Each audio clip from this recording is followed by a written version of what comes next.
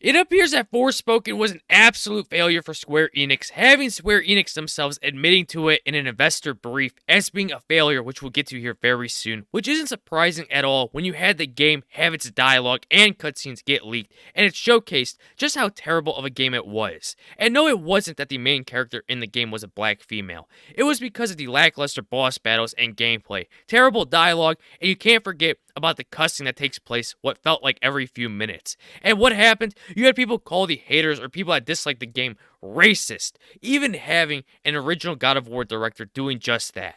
And not saying that the quality of the game was crap, because they can't admit that because of the game having a black female lead. That is how these people operate in their minds. To which we are now seeing copies of the game being found in dumpsters. And these weren't ordinary copies of the game, but rather steelbooks in which those editions tend to be quite favorable and sought after amongst physical collectors. But yet, they somehow managed to get thrown out. How funny is that? Perhaps it was because sales weren't so hot after all, and all the people that defended the game and saying that they bought multiple copies seems to not have helped in the slightest with this situation.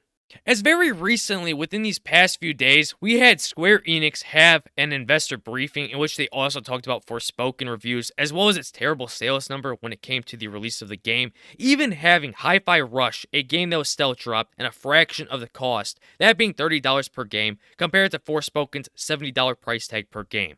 Beating Forspoken even when it comes to revenue, which should put Square Enix to shame, as they are also the ones that have made Final Fantasy and Dragon Quest, having Forspoken being a giant degrade for the company. And before we get into the article that Forbes has provided for us, please don't forget to subscribe and like, and I'd really appreciate it as we get into the article.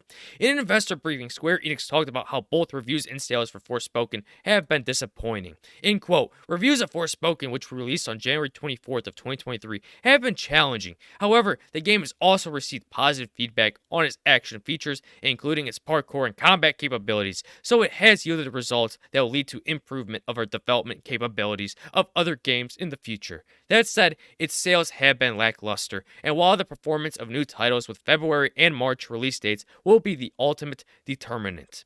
The game has been mostly negative when it comes to critics, to which no one cares about, and the numbers that should be of concern is the user score, and well, it isn't good at the slightest, sitting at a user score of 1.8 on PC. And when it comes to PC, the only way to have this game run smoothly is if you have high-end parts. And if you don't, well, enjoy playing a choppy game. And on PS5, the game is sitting at a 3.4 user score, which is really low still, and no dev team wants their game to be rated that low, especially when it comes to people playing their game. As we get back to the article, since the Forspoken launch, Luminous Productions has been absorbed into Square Enix itself and will work on future projects there. When that happened, it meant that there would be no Forspoken sequel coming, and this was not the birth of some big new RPG franchise the way Square Enix was hoping it would be. And Forspoken was Luminous Productions' second game that they created, and the other being Final Fantasy 15. And if you ask me, that is not a good track record. That's a 50-50 shot of having a company creating something of a wonderful success, and the other success being absolutely god-awful and a complete failure, which isn't a success. As we continue on, Square Enix, of course, has Final Fantasy 16 coming out this summer, which everyone expects to be a hit. Because it's Final Fantasy. Everyone expects it to be a hit. But outside of long-running series like that, Square Enix has had a tremendous amount of trouble crafting new series. The struggles with games like Marvel's Avengers, Guardians of the Galaxy, Deus Ex, and Tomb Raider have been well documented, and were part of the reason Square told Eidos and Crystal Dynamics to embrace their group last year. But with Forspoken, it's clear its problems extend beyond that. And the only thing that is keeping this company afloat is Final Fantasy, which many of these other projects such as Guardians of the Galaxy and Deus Ex haven't been hits, to be quite frank. Especially Marvel's Avengers, as their live service will be shutting down at the end of this month, being a complete failure because no one was playing the game. It's a strange time for Square Enix. Its president, Yosuke Matsuda, is leaving the company after a string of years where he tried to hard sell Web3 blockchain and NFT games in the face of an industry that has overwhelmingly rejected them. Everyone believes Square Enix may be trying to get itself acquired by someone like Sony in the great consolidation race of the current generation, but for now, no one may be biting. It truly does feel that people who tend to get these higher positions with more power are the ones that are always incompetent and don't know what they are doing. Time and time again, NFT games have failed and the public doesn't want anything to do with them. Yet these corporations continue to push it down people's throats and still are somehow amazed that they aren't making money off of it.